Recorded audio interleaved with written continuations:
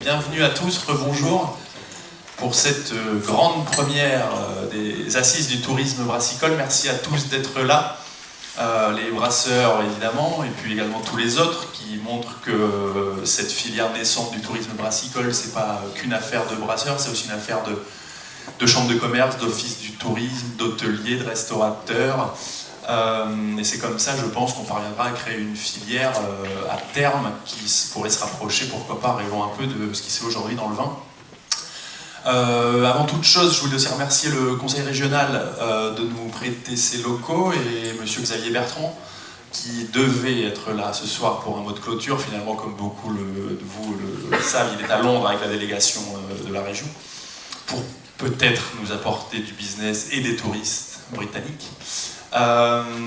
Donc je vais juste dire un petit mot pour présenter le fonctionnement de cette journée, puis aussi vous parler très rapidement finalement de pourquoi ces assises du tourisme brassicole, pourquoi aujourd'hui.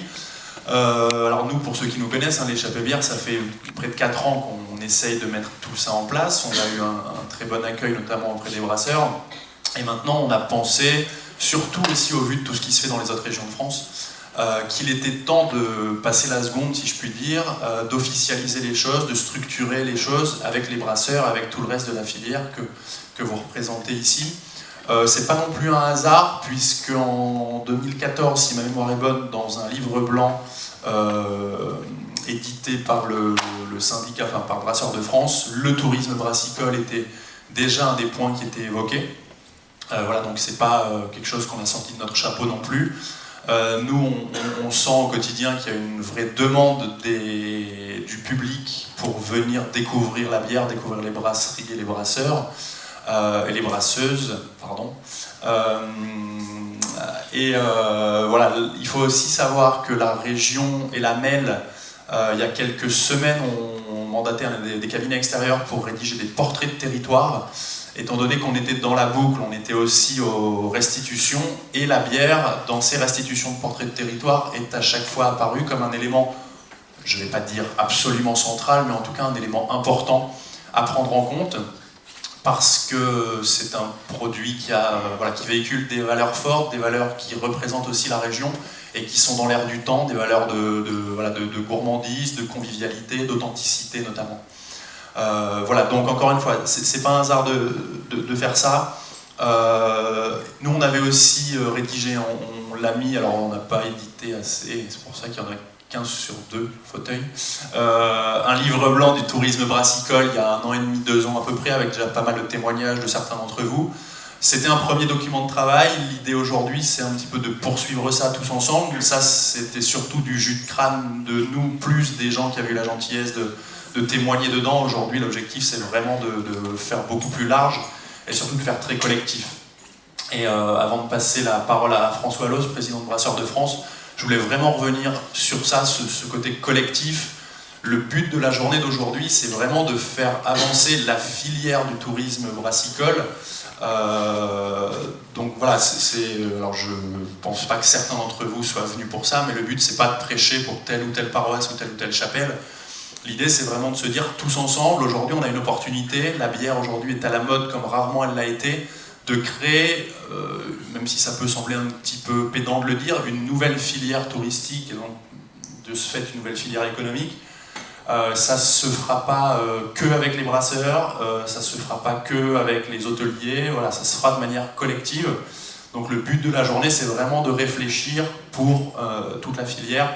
Et le deuxième point important que je voulais évoquer, ce type de journée, c'est souvent très intéressant, on se dit souvent plein de choses, mais il y a un risque majeur, c'est que rien n'en ressorte de concret.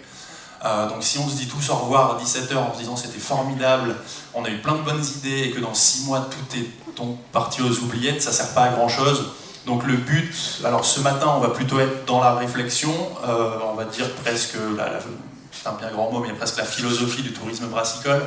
Cet après-midi, l'objectif c'est vraiment de rentrer dans le concret. Les modérateurs de chaque groupe de travail insisteront là-dessus, mais l'objectif c'est vraiment ça, ce sera de trouver des conséquences concrètes à tout ce qu'on va se dire et des choses à mettre en place très rapidement. Je veux vraiment qu'on insiste là-dessus pour pas encore une fois qu'on soit juste là tous ensemble à faire des belles déclarations d'intention jusqu'à 17h. Merci Olivier. Merci. En fait, il a remercié tout le monde et il a expliqué ce qui allait se passer toute la journée, donc il ne me reste pas grand-chose à dire, si ce n'est à le remercier lui, à remercier Échappée Bière de ce qu'ils font, de ce qu'ils font pour nous, de ce qu'ils font pour nous brasseurs, ce qu'ils font pour nous dans l'intérêt général, et ça c'est très bien parce que nous avons besoin de gens qui travaillent pour l'intérêt général. Aujourd'hui la bière est tendance, on a une chance formidable, il peut se passer des tas de choses.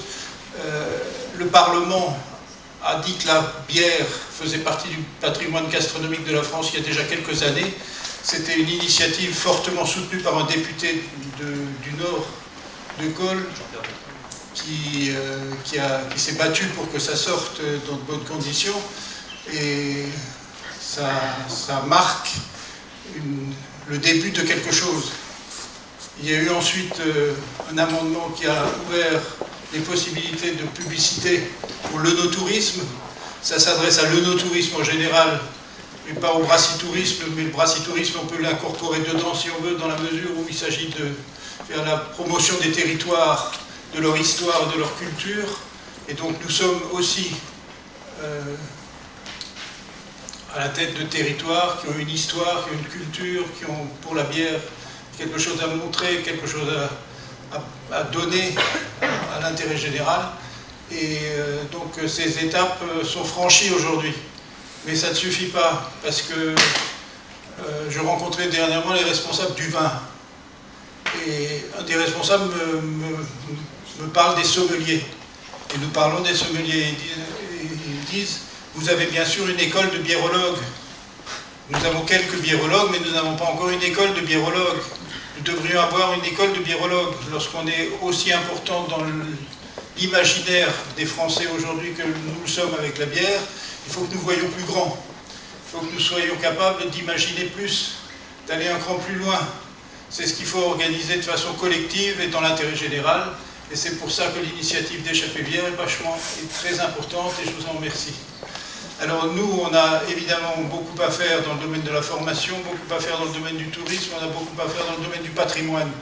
Comme dans le patrimoine, il y a déjà beaucoup qui est mis en valeur, mais il y a encore beaucoup plus qui est à mettre en valeur.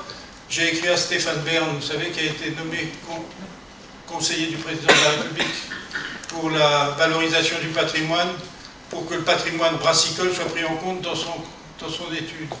Et donc j'espère que ça donnera encore un coup de fouet supplémentaire à toutes les initiatives qui peuvent avoir lieu dans ce domaine.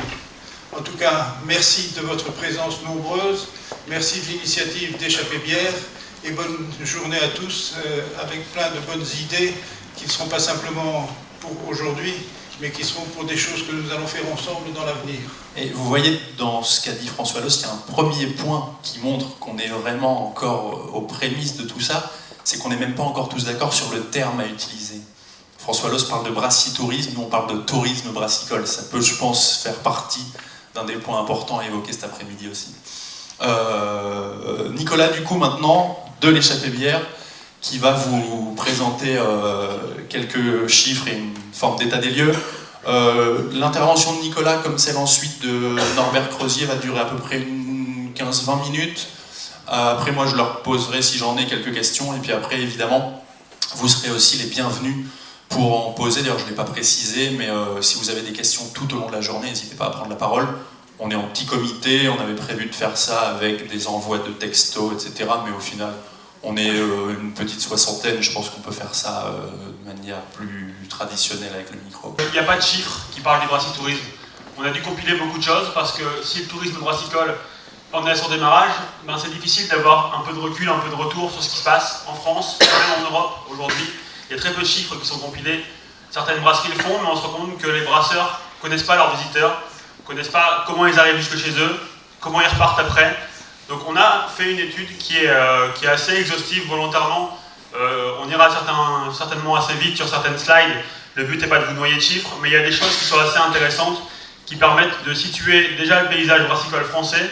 On l'a mis aussi à une échelle régionale pour que, bien évidemment, notre but c'est de pouvoir avoir une promotion de la filière en région Nord-Pas-de-Calais, enfin Hauts-de-France pour tout le monde maintenant, mais de pouvoir véritablement s'appuyer sur des éléments factuels pourquoi nous et pourquoi on pense qu'il y a véritablement quelque chose à y faire. Alors, des chiffres assez simples qui nous permettent de situer un petit peu tout ça. Déjà sur la filière en elle-même, on se rend compte qu'on a complètement développé le monde brassicole en France depuis quelques années. Je pense que tout le monde est au courant de ça aujourd'hui maintenant ici. Mais on représente aussi, du coup, quand on regarde comme ça les chiffres un petit peu bruts, quasiment 15% des brasseries en Europe, ne serait-ce que pour le territoire français, ce qui fait qu'on peut légitimement penser qu'on a une carte à jouer sur cette scène-là. Et quand on va aller regarder aujourd'hui, donc une trentaine de brasseries jusqu'à 1000, 1200, alors dedans tout est repris, les chiffres sont difficiles à véritablement cerner, on parle du brasseur qui est encore dans son garage jusqu'au plus grand, mais ça représente aussi quelque chose d'intéressant à voir, l'expansion de l'envie des Français de parler de bière un petit peu plus. Des chiffres, alors attendez, parce que cette petite machine fonctionne, nickel. Ça c'est un slide vide que j'ai mis, qui est important. Mais donc du coup, la production de bière, du coup, en Europe, on se rend compte qu'on est bien placé sur la production de bière de manière générale, puisqu'on voit une 8e place, je pense, juste à côté de nos voisins belges et de nos voisins italiens, qui sont d'ailleurs assez intéressants parce qu'eux aussi ont un tourisme viticole très fort, ont un prisme du vin qui est extrêmement puissant, et on se rend compte qu'ils ont à peu près la même croissance sur le monde du tourisme brassicole, sur le monde de la brasserie, et je pense qu'il y a peut-être des choses à regarder des deux côtés de la frontière également par rapport à ça. Bien évidemment, par rapport à la taille qu'on représente, en termes de population, c'est pas gigantesque, mais ça nous situe quand même dans un paysage européen. Et puis en termes de consommation, là aussi en consommation globale, alors tout est agrégé, donc ça nous place dans des classements qui sont largement avantageux, mais en France, on se rend compte qu'on a grosso modo, alors je mets seulement la loi E20, tout ça, mais l'idée c'est de pouvoir dire aussi, on est quand même avant-dernier consommateur, donc on consomme peut-être un petit peu moins, on consomme sûrement un petit peu mieux dans ce qu'on fait, mais il y a encore aussi une marge de croissance sur un pays qui est encore largement estampillé vin, et peut-être que les régions brassicoles de France, naturelles, qui sont la région Nord-Pas-de-Calais, la région alsacienne, on parle aussi beaucoup aujourd'hui des Bretons qui ont fait des choses pas mal, ont une place à jouer pour justement diversifier, mais je reviendrai dessus un tout petit peu plus tard. Alors, cette machine fonctionne quand même. Voilà, alors, juste pour vous faire un petit paysage, pour remontrer quand même qu'on a une répartition du territoire qui est un peu inégale, qui est aussi en fonction des bassins de population forcément. Le Nord-Pas-de-Calais largement en tête, la Picardie un petit peu en deçà. Le Nord avec la Melle qui représente quand même un prisme assez important, mais on se rend compte que même sur les territoires comme le Pas-de-Calais, on a une offre qui est assez bien disséminée en plus d'un point de vue territorial. On a des zones sur lesquelles on va retrouver pas mal de brasseries, la zone forcément de l'Artois, mais la Côte d'Opale aussi aujourd'hui a des équipements intéressants, alors que sur le Nord de manière générale, que ce soit du côté de Cambrai, du côté de Lille, du côté des Flandres ou du côté de l'Avesnois, on a aussi pas mal de choses à faire, et des brasseries qui, là aussi on reviendra dessus juste après, ont des patrimoines intéressants à montrer. Je reviendrai sur la notion de patrimoine également. Alors, ça pour moi, c'est le prisme numéro 1 qui est important chez nous. On a une offre qui est déjà extrêmement diversifiée, extrêmement riche, et peu de régions dans le monde peuvent se targuer d'avoir des gens, enfin des profils aussi différents. Alors, peut-être que j'en ai oublié, certains vont se sentir un peu offusqués, mais vous voyez, on a déjà 2 brasseries qui sont présentes ici, qui ont un petit espace muséal qui existe. On a des ateliers de brassage pour les particuliers, on a des brasseries qui ont une reconnaissance aussi bien sur le territoire français qu'à l'étranger. On a un lycée agricole de la formation, et je pense que François Lost a très bien dit, la formation, ça va devenir un des enjeux majeurs pour aussi bien la filière touristique que pour la filière brassicole de manière générale, et c'est important. On a des brasseries-restaurants, on verra aussi dans les études qui ont été faites, et je vais vous présenter que la place de la gastronomie est quand même extrêmement importante. Et puis, on a quand même une filière globale, ne serait-ce que sur la filière agricole, on a la capacité de quasiment tout produire en local. Là aussi, c'est des choses que les gens recherchent largement, avec des équipements extrêmement diversifiés. Donc, on a quand même cette chance de pouvoir déjà partir d'une offre initiale pour construire un tourisme qui est extrêmement riche, et encore une fois, sans se jeter des fleurs inutilement, je pense que peu de régions peuvent se targuer d'avoir des choses aussi complètes que ce qu'on a aujourd'hui face à nous. Quelques informations pour les gens qui viennent plutôt du monde brassicole et qui ont un peu moins la chance d'être au fait des touristes, de nos amis étrangers qui viennent chez nous donc sur les dernières années. Donc ça vous donne un petit peu un panel de qui vient, quelle population. Là aussi cet après-midi, il y a un atelier sur la communication et donc les cibles. Qui vient chez nous, peut-être qu'il y a des choses à mettre en relation. On se rend compte qu'on a beaucoup d'anglais. Ça sera à mettre en regard du nombre d'anglais qu'on voit véritablement dans nos brasseries, alors que c'est quasiment aujourd'hui le pays qui a le plus de brasseries par habitant et qui est sur la scène du tourisme brassicole très actif. Bien évidemment la Belgique, qui représente toujours un prisme fort. Hein. Nous, on s'en rend compte au niveau de notre activité. Quand on nous demande de faire des séjours, et ben rapidement on y accole le côté ah mais non, mais en Belgique, hein. Ce qui est quand même assez marrant pour des gens qu'on appelle à Lille, et qui est un petit peu décevant parfois, mais en même temps il y a aussi plein de patrimoine. On a la chance d'avoir Saint-Feuillien qui est avec nous aujourd'hui. C'est des visites qui sont très complètes, très riches, et du coup c'est intéressant de pouvoir jouer sur la vague de manière générale, et puis après donc du coup des pays qui s'éloignent un petit peu plus. Mais là encore on voit aussi peut-être un tourisme sud-européen, italien, espagnol, qui sont des choses sur lesquelles qui peuvent se développer. Et puis la région et la MEL de toute façon ont aussi des statistiques qui sont assez similaires. On a en moyenne 1,7 nuitées, donc ça veut dire que les gens font vraiment des très courts séjours chez nous. Le touriste brassicole peut aussi être un potentiel pour retenir quelqu'un qui passerait une journée supplémentaire grâce à cette offre-là, qui ne viendrait pas forcément pour ça au départ, mais qui profiterait d'une journée pour se dire tiens, il y a aussi un véritable patrimoine sur ce temps-là, et allonger la journée de séjour. Je ne vous cache pas quand même que forcément tout ce tourisme est basé aussi sur des retombées économiques, et que si on veut convaincre à un moment des institutions, des pouvoirs publics, il faut aussi montrer qu'on a des gens qui sont capables de consommer sur notre territoire, et ça c'est des choses importantes qu'on mettra au moment de la formalisation un petit peu de ce qu'on voudrait faire dans tout ça avec vous aujourd'hui. Qui sont les consommateurs du tourisme brassicole? Alors, il y a des prismes qui sont pris, encore une fois, les chiffres sont de manière extrêmement éparse. J'ai eu des études nord-américaines, j'ai eu des études sud-africaines, j'ai eu des études slovaques, je me suis régalé. C'est en anglais. Mais donc du coup, il y a beaucoup de choses, et c'est marrant parce que quand on regarde à l'étranger, on parle de nous. Et c'est assez intéressant à voir. Alors, ce qui a été démontré aujourd'hui dans les différentes études qui ont été faites sur le tourisme brassicole, il y a 2 clients qui viennent aujourd'hui sur les visites de brasserie. Ceux qui viennent pour le produit en lui-même. Et ça, c'est toute l'importance de la filière sur le tourisme brassicole, c'est qu'il y a des gens qui viennent sur un territoire parce que le produit leur plaît. Et peu importe de la qualité de l'accueil, je ne dis pas qu'il faut faire n'importe quoi, mais là, les gens vont vraiment venir parce qu'ils ont entendu parler de votre produit, ils savent que c'est chez vous qu'on peut le consommer, que vous avez une offre qu'on peut trouver uniquement chez vous. Et ça, c'est quelque chose qui, pour moi, est primordial de pouvoir avoir ciblé cette personne-là et de se dire, voilà, moi je viens pour un produit ou je viens pour une brasserie de manière générale. La deuxième chose, c'est celui qui vient pour un cadre ou un univers existant. Alors je mets des mots très génériques comme ça qui sonnent bien, mais grosso modo, c'est quelqu'un qui vient pour un musée, pour un grand équipement. Je rappelle, encore une fois, c'est pas la peine de copier exactement, on en reparlera je pense avec Edouard Hack juste après, mais Guinness aujourd'hui, à Dublin, c'est 1,2 million d'entrées par an. Sinon ce serait beaucoup. Je crois qu'Amsterdam, le musée Heineken annonce 800 000 entrées par an environ. 1 million, ça vient de grimper, et donc du coup, c'est quand même des fers de lance pour un tourisme global qui sont importants à prendre en compte. Aujourd'hui, c'est peut-être aussi des choses sur lesquelles on peut réfléchir à plus long terme au niveau d'autres choses, et cet après-midi, l'atelier sur les grands projets sera aussi de voir comment un grand équipement comme ça peut s'inclure dans une dimension touristique plus globale, et inversement, comment de tourisme, une démarche touristique peut s'appuyer sur un grand équipement. Un événement spécial, je pense qu'aujourd'hui, dans le Nord, il y a l'événement Terre de Brasseurs qui existe, nos amis alsaciens ont l'événement Gré des Bières, pas mal de Bruxelles, bien évidemment, sur la Grand Place, représente des flux touristiques assez importants, mais il y a aussi un touriste qui se déplace pour ça, pour venir sur un équipement, le temps d'un week-end, et à qui il faut pouvoir proposer quelque chose qui soit toujours un petit peu, pour le coup, innovant. Alors c'est toujours difficile de décrire le concept de l'innovation, mais de proposer quelque chose qu'il ne verra pas ailleurs et qui le motive pour venir jusque-là. Et puis donc du coup, après, bien évidemment, la partie touristique. Si un parcours est bien pensé, là aussi, c'est quelque chose qui peut motiver véritablement un groupe, des amis, à venir sur ce territoire et se développer. Les caractéristiques du touriste bière. Alors, je présente ça, je pense qu'aujourd'hui, il faut être bien conscient, encore une fois, je m'appuie sur des études qui ne sont pas forcément européennes, et qu'on a, à mon avis, une base de touristes qui est assez urbain, de manière générale.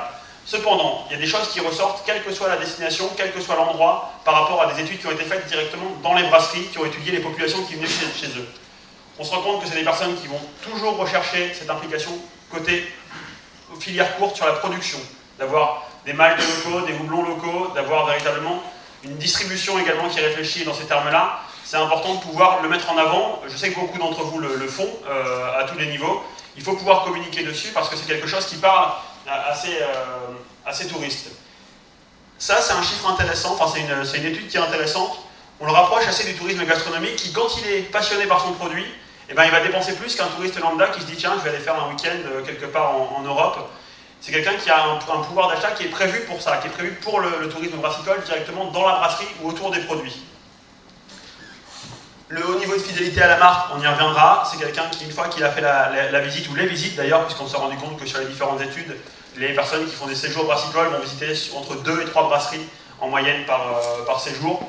C'est intéressant également de voir que vous avez un pouvoir de rétention du client par la suite sur un univers concurrentiel. C'est aussi des choses qui vous permettent de vous démarquer par rapport à ça.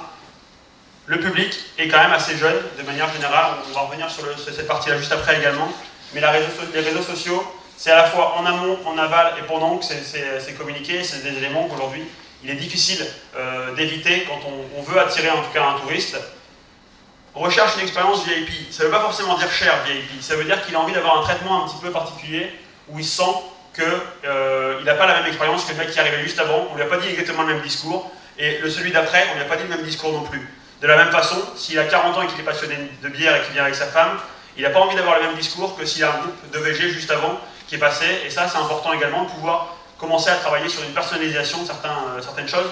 Ne serait-ce que de poser la question en amont, qui êtes-vous, pour qu'on puisse un petit peu orienter le discours dans la visite.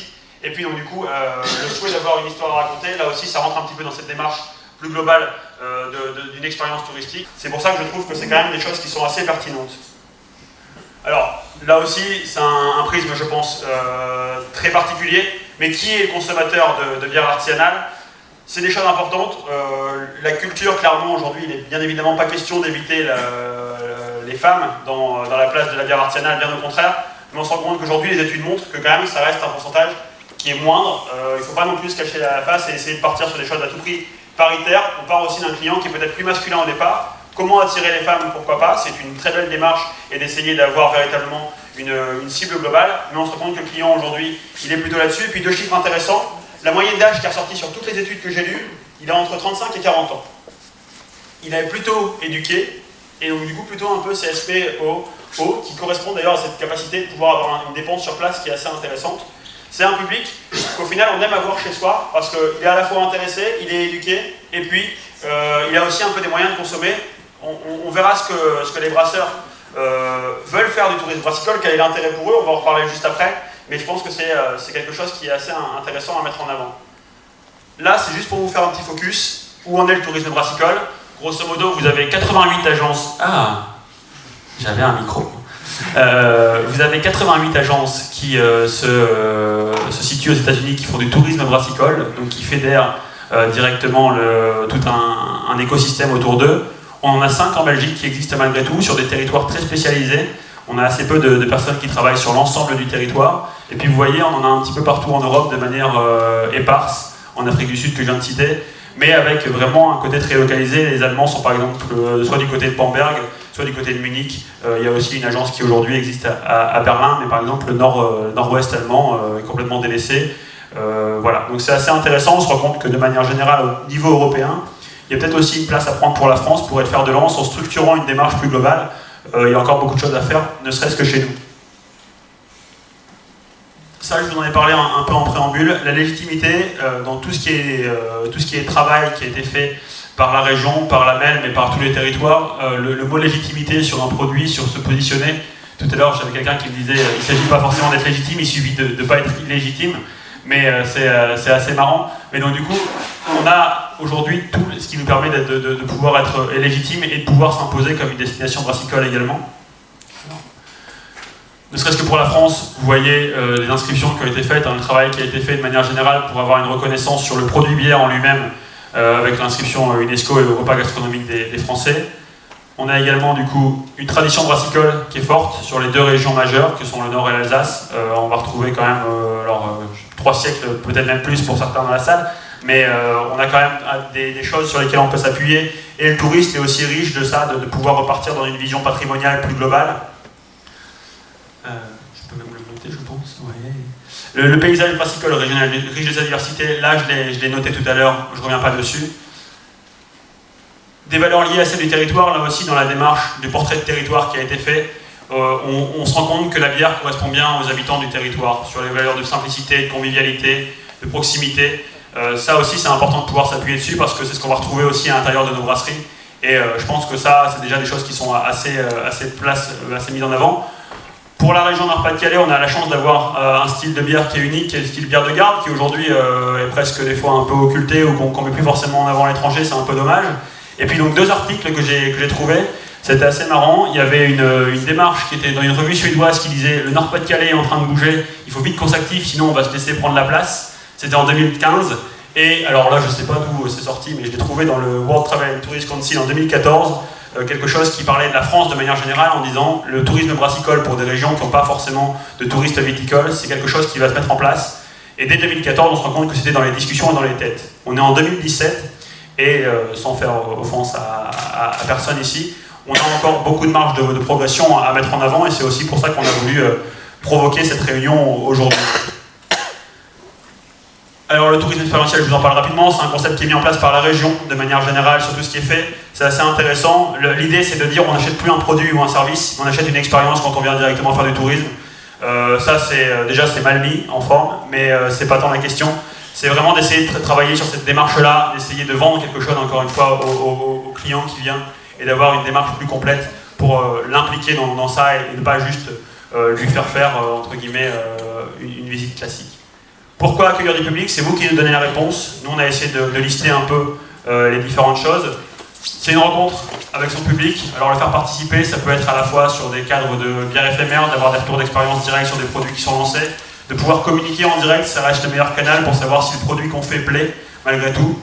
La vente en direct, il ne faut pas négliger cette partie purement économique, je trouve aujourd'hui qui est importante. C'est aussi pour vous une possibilité de vendre directement des produits et donc du coup de pouvoir générer un revenu sans avoir d'intermédiaire. L'image de marque, je l'ai noté tout à l'heure, mais c'est quelque chose, aujourd'hui la fidélité à la marque est importante, et donc du coup l'image de marque est forcément améliorée quand on a une bonne rencontre avec le brasseur.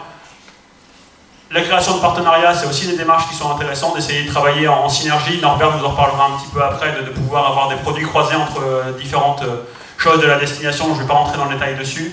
Je suis allé un peu vite. L'augmentation de sa visibilité de manière générale, encore une fois, quand on communique sur des visites de brasseries et sur un tourisme brassicole, c'est une façon aussi de faire connaître son produit de manière générale, avant même que les personnes viennent directement dans votre brasserie.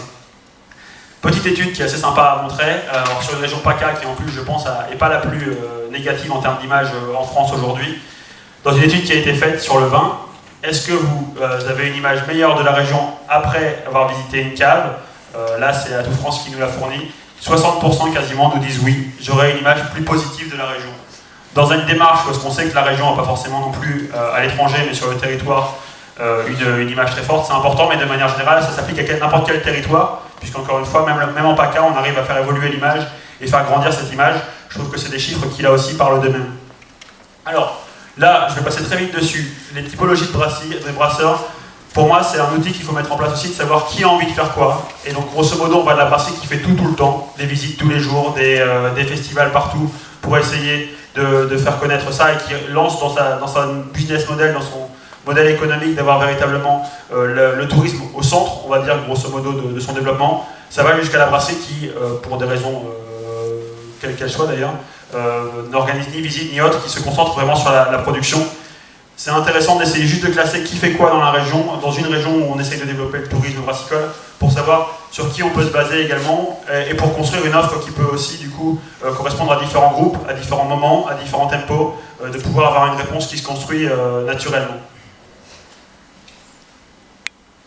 Les connexions avec les autres formes de tourisme, forcément, le tourisme gastronomique, dans beaucoup de choses qui ont été dites, c'est des choses qui sont connectées directement. Il ne faut pas hésiter à pouvoir profiter de l'image, de la bonne image de la gastronomie française pour pouvoir connecter directement ça. Il y a des gens qui se déplacent pour aller sur des bonnes tables, pour venir goûter des bonnes choses. Les restaurateurs eux-mêmes se rapprochent aussi du monde brassicole naturellement aujourd'hui. Il faut surfer là-dessus pour pouvoir avoir quelque chose. Le plus évident, encore une fois, comme je vous le dis, hein, c'est des connexions assez rapides. La bière, c'est un produit gastronomique, donc le mettre sur les tables, ça paraît assez logique, et faire déplacer les gens pour ça, c'est assez logique également. Et puis la cuisine, ça reste quelque chose de très très large de manière générale, donc on parle à un public extrêmement diversifié. Le tourisme urbain, c'est une forme de tourisme, aujourd'hui les études là aussi portent dessus, en plein développement, avec donc du coup des séjours courts, et donc du coup un développement qui va se développer. On a un public là aussi qui ressemble assez prochement à ce que je vous ai décrit tout à l'heure, plutôt CSP+, avec un beau budget, Donc c'est aussi des choses sur lesquelles on peut essayer de cibler et de croiser, là encore, dans les études qui ont été montrées, c'est des personnes qui sont assez facilement connectées avec de la culture, avec de la gastronomie, avec d'autres choses autour. Il n'y a pas que la bière, mais c'est un prisme qui les intéresse. Donc soit en complément, soit en amont, c'est une offre qui peut largement se croiser aujourd'hui. Alors en conclusion, voilà, il existe depuis peu ce tourisme brassicole. Les premières choses qui sont mises en place en Amérique du Nord, au Canada, c'est 2003-2004. Ça fait 10 ans à peine.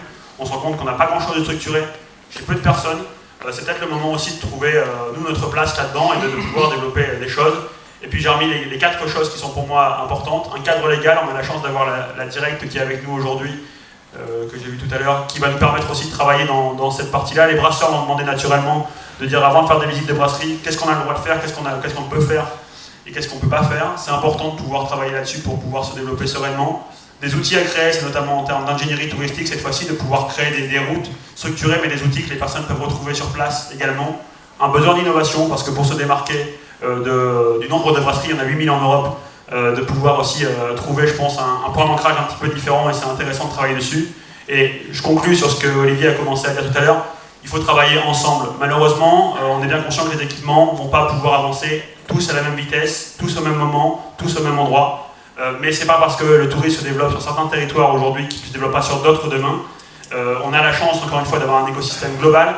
Il faut mettre les choses qui sont déjà prêtes, et on en parlera dans les tables rondes cet après-midi, en place dès maintenant, et puis ce qui viendra après, naturellement découlera, et on aura aussi des retours d'expérience, des écueils qu'on pourra mettre en place sur certains territoires, qu'on ne répétera pas sur d'autres, qui pourront peut-être se développer plus vite, le temps de développer des nouveaux équipements également si besoin. C'est pour moi primordial dans une démarche collective au niveau régional, mais aussi au tourisme plus local, au niveau plus local. Si on veut développer quelque chose et si on veut être le fer de lance et prendre notre place qui est légitime aujourd'hui, il faut pouvoir travailler tous ensemble là-dessus.